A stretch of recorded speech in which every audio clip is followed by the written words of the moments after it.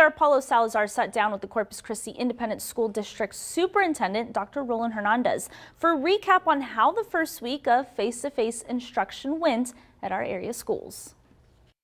How did the first week of face-to-face instruction go for you guys?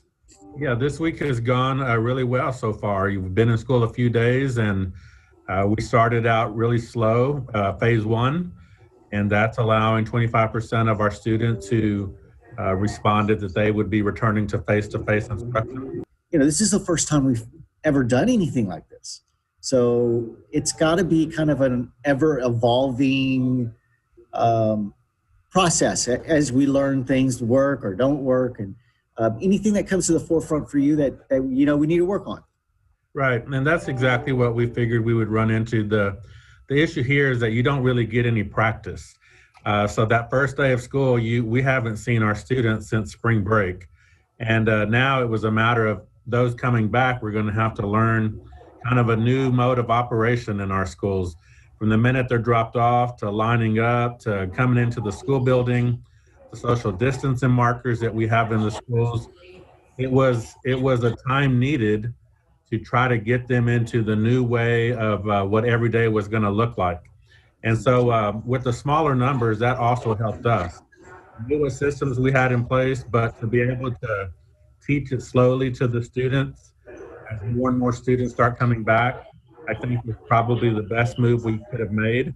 If we would have had 50% or 75%, it would have just been too many kids too fast to really give ourselves a test run of all the systems we've put in place.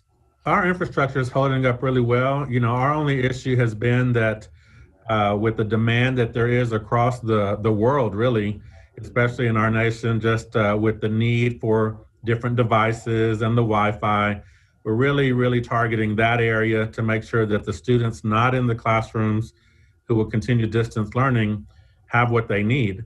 But as far as the everyday that we are going through so far, this week has been great. We've not had any issues with any technology crashes.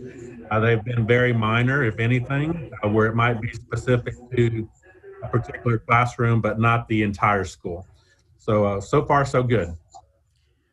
All right, some positive news from the superintendent there. Now the school district is also releasing the number of COVID-19 cases they have had since classes began late last month. Now, as of right now, 2 students have tested positive for COVID-19, one at Miller and one at Ray. Now, it has not been disclosed whether the students were taking part in distance learning or in-person classes. Now, 5 employees have also tested positive. That includes 1 staff member at Berlanga Elementary, a staff member at Los Encinos, and 2 staff members at Yeager Elementary, as well as a non-campus employee. Now, in our next half hour, you'll hear from Dr. Hernandez about how the district is monitoring contact tracing.